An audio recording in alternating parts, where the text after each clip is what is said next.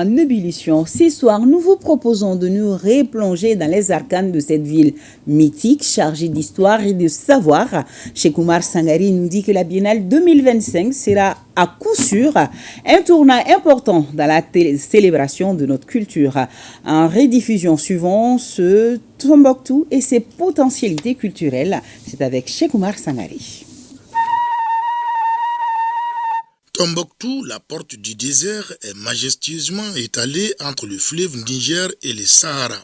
La cité dite mythique, mystique et mystérieuse naît à la fin du XIe siècle autour d'un puits sous le nom Timbuktu. Tim désignant le puits en langue tamashek et Buktu, nom de la vieille gardienne du puits actuellement située dans le musée municipal. La ville est surplombée par son plus grand patrimoine matériel, la mosquée Djingareber.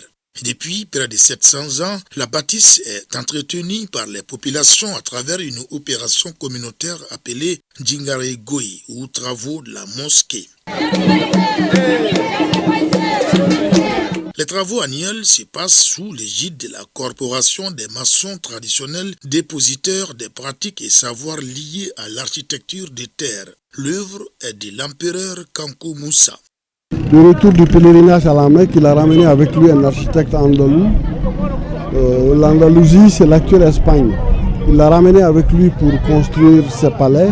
Il a construit ses palais et un certain nombre de mosquées, dont celle-ci.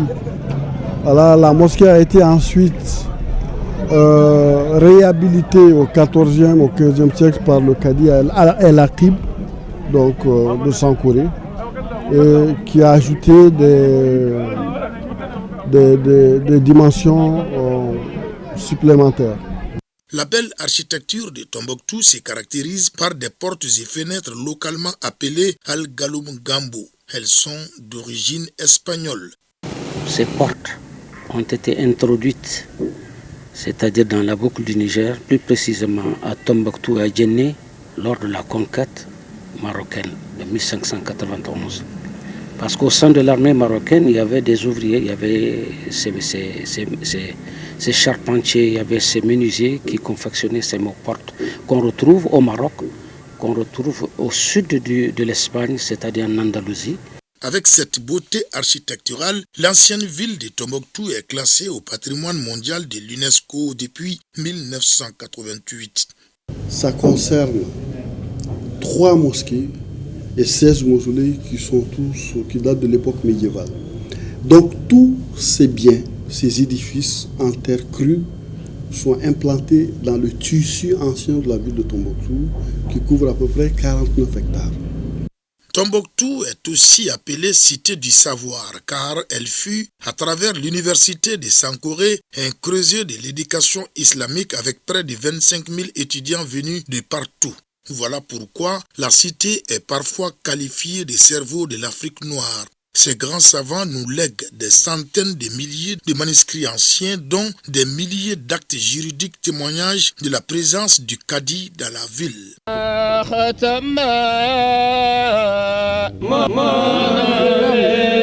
Ce juge religieux musulman est un véritable baromètre de la justice socio-religieuse et la fonction est confiée à la famille du savant Ahmed Baba depuis 1893.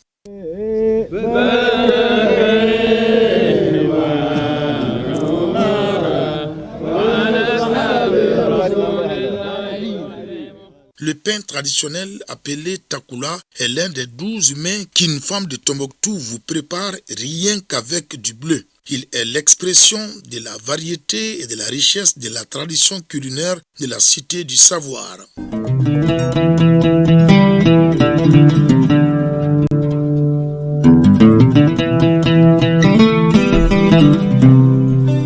Une cité qui se réjouit du choix porté sur elle pour abriter la prochaine biennale artistique et culturelle en 2025 et entend profiter de cette occasion pour s'ouvrir davantage au monde.